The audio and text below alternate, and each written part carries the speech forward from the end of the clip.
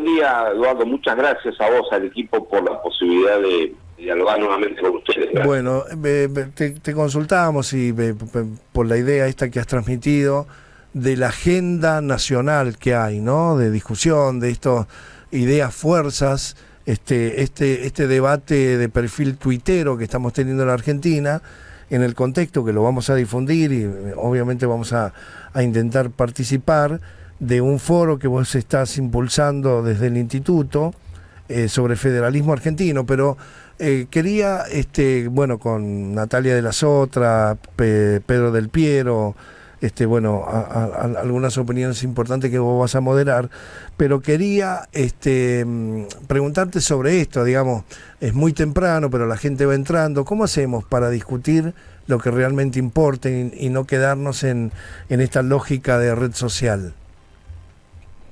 Bueno, en primer lugar, me parece a mí que como todo medio constituye un instrumento, es importante poder aprovechar las nuevas formas de comunicación para instalar algunos debates que pasan desapercibidos. Sobre el federalismo se habla mucho y se piensa poco, especialmente se habla en términos muy de la coyuntura, cosa que no es poco importante, por ejemplo, discutir cuántos pesos más o menos le corresponde a quién de aquí al próximo mes. Pero más en profundidad es bueno poder discutir el federalismo productivo, escuchar posiciones de gente que tiene experiencia y dialogar con los que están dispuestos a hacerlo, porque la verdad que la confrontación de posiciones bien extremas para gritarse uno a otro y mostrar que hay dos posiciones irreconciliables no sirve para nada. Así que nosotros hemos convocado un diálogo con Natalia de la Sota, Pedro del Piero, Gustavo Cuti, que fue muchos años intendente de Mar del Plata y ahora es diputado provincial de la provincia de Buenos Aires, Marcela Colli, que es una mujer de La Pampa, del radicalismo, y Alicia Siciliani, que es de Santa Fe, que ha sido ministra de la producción de su provincia, también diputada nacional. Así que sobre la base de eso es que vamos a intentar un diálogo que por supuesto también se cruzará con temas de la coyuntura, porque yo coincido acerca de la importancia de ponerle límites, por ejemplo, a este llamado que hubo en las últimas horas a la rebelión fiscal, que me parece una tremenda imprudencia. Así que bueno, dialogaremos sobre todo eso. Está bien. Bueno, para no pasarlo así tan rápidamente, lo de la rebelión fiscal precisamente tiene que ver con este tema del federalismo, ¿no? Sí, bueno, lo que ha habido en las últimas horas es una expresión de tremenda irresponsabilidad por parte de un diputado de la Nación, que además preside la Comisión del Presupuesto y de Hacienda de la Cámara de Diputados de la Nación. Claro. Ese hombre, que es José Luis Esper, ha llamado a no pagar los impuestos de la provincia de Buenos Aires. Bueno, es un intento más de sobreexigirse en las actuaciones de fidelidad hacia Javier Milei, porque como ustedes saben, José Luis Esper es alguien que ha sido de algún modo perdonado hace poco tiempo por Milei, porque estaban totalmente enfrentados, enemistados entre ellos.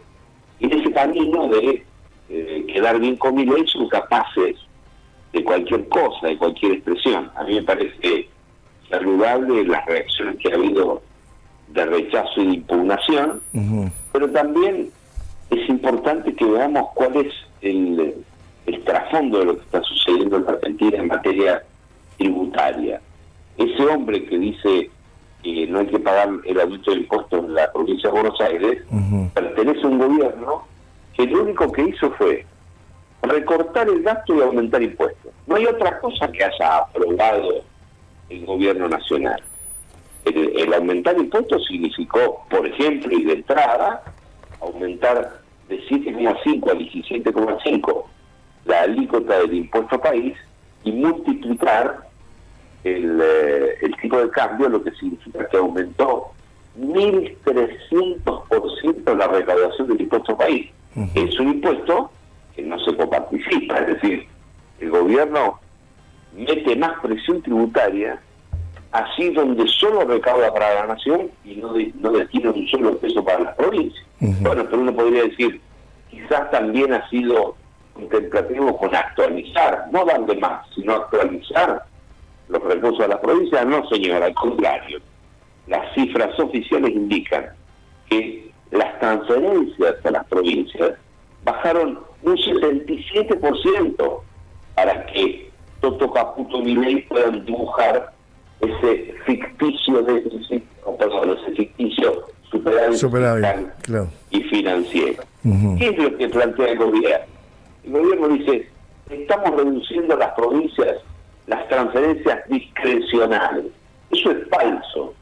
No hay transferencias, entre comillas, discrecionales a las provincias. En todo caso, serán solo el 1% que por ley le corresponde al Estado Nacional en términos de los ATN, aporte del Tesoro Nacional. Pero todas las demás son transferencias no automáticas, no discrecionales. Sí. ¿Cuáles son las no automáticas? Las que no van por el lado permanente del goteo diario de la coparticipación, pero son legales, no son discrecionales. Claro. Las transferencias para bajar o contener el precio del boleto colectivo, es decir, el fondo de compensación del interior, el fondo el Fonavia, los docentes, claro. Es decir, el diputado que presenta la Comisión de Presupuestos y Hacienda dice que no hay que pagar impuestos en un gobierno que lo único que ha hecho es aumentar impuestos y recortar el gasto a los jubilados, que bajó un 38%, a las provincias y una reducción del 85% de los gastos de capital. Esa es la situación. Claro, está bien. Topo, te aprovecho un minuto más, bueno, como ex diputado nacional y observador atento de la realidad política de la Argentina, porque, bueno, San Luis, conocés, tiene una conformación muy particular en la Cámara de Diputados de la Nación y en el Senado también, en función de que, bueno, esta mezcla de elecciones provinciales, nacionales, presidenciales y demás, lo dejó al gobernador de San Luis prácticamente sin representación. No hay una diputada nacional que además integra el PRO y que tiene, digamos, línea directa con La Libertad Avanza, que no le da mucho peso en el margen de negociación que está pidiendo el presidente a los gobernadores, ¿no? Y la idea es bueno, que los diputados se están reacomodando de acuerdo a la línea nacional. En Unión por la Patria, 2 diputados nacionales, en La Libertad Avanza otros 2, 2 senadores de La Libertad Avanza y un senador de Unión por la Patria. Es decir, que Poggi está prácticamente sin peso en el Congreso de la Nación. Y lo que te quiero preguntar es esto, ¿no? ¿Cómo estás viendo la conversación, esta negociación planteada a los gobernadores por el presidente Javier Milei y el impacto que pueda tener con la ley de bases en el Congreso, ¿no? Tan importante? Bueno, el intento del gobierno nacional de llegar a algún tipo de acuerdo con los gobernadores por la denominada nueva ley base, pero también por el interés de que no se rechace plenamente el decreto de necesidad de urgencia 70/2023, sí, es una trampa. El gobierno nacional está tendiendo una trampa a los gobernadores. Lo único que el gobierno nacional quiere con el denominado Pacto de Mayo es consolidar una nueva fuerza política de derecha encabezada por La Libertad Avanza y sostenida por el PRO o casi todo el PRO, por un sector importante del radicalismo y por algunas fuerzas provinciales. Por lo tanto, lo único que está haciendo el gobierno nacional es intentar ganar tiempo para que no le deroguen o para que no le rechacen plenamente el DNU 70/2023 y para eventualmente aprobar algunas iniciativas que siguen siendo igual de dañinas en esta nueva versión acotada de la ley ómnibus que en la ley ómnibus original. Por ejemplo, el gobierno nacional quiere que el presidente tenga facultades delegadas por parte del Congreso en materia económica, administrativa, sí, financiera y energética.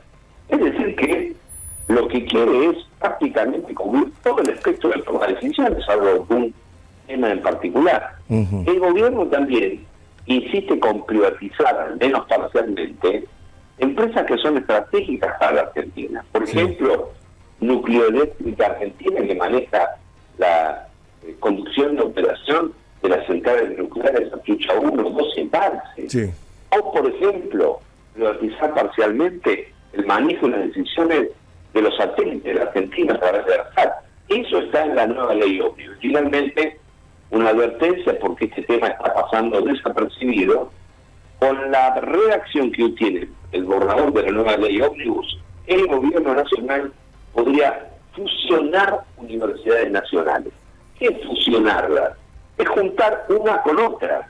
Y, por ejemplo, donde hay 3 universidades, hacer de esas 3 una.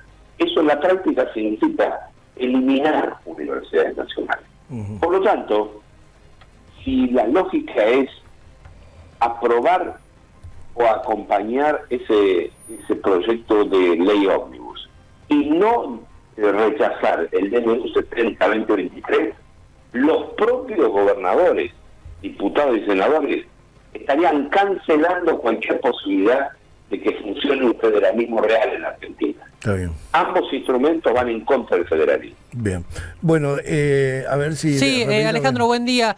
En estos días, bueno, la semana pasada nosotros hablamos con una diputada nacional por San Luis, Natalia Sabarachacur, que al momento de preguntarle cómo veía la cuestión, el panorama de cara al debate del DNU en la Cámara de Diputados, decía: en diputados, como somos tantos, medio como que va cambiando momento a momento todo. Pero usted dijo hace unos días atrás que es bastante probable que a mediados de abril el DNU de Milei sea rechazado en diputados. Teniendo en cuenta que de los dos sectores, digamos, desde quienes los rechacen y quienes están a favor de este DNU o quienes se han expresado que van a votar a favor del DNU, vienen contando voto por voto en este último tiempo, en estos últimos 2 o 3 días, a ver si va a pasar el filtro de diputados o no. ¿Cómo lo ve usted? ¿Es posible que termine siendo aprobado por diputados o es más posible que sea rechazado?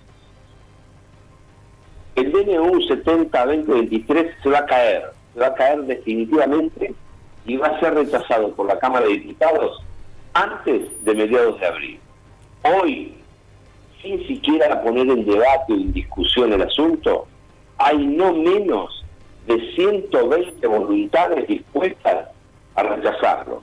Cuando esto se empieza a discutir y además los diputados y senadores, junto con los gobernadores, vean que lo único que quiere hacer el gobierno con este diálogo que ha abierto es ganar tiempo y nada más, va a madurar la convicción generalizada y va a haber mucho más de 129 votos. Ustedes recuerdan que hace 3 semanas nadie preveía que fuese rechazado, que fuese a ser rechazado el DNU en el Senado de la Nación. Al contrario, se decía que el Senado era una cámara inexpugnable para el oficialismo. Miren, ayer un funcionario del gobierno nacional, esto que digo está publicado en los diarios de hoy en Buenos Aires, expresó: ganamos tiempo y a este paso creo que hasta podemos salvar el DNU. Así piensa el gobierno nacional hoy.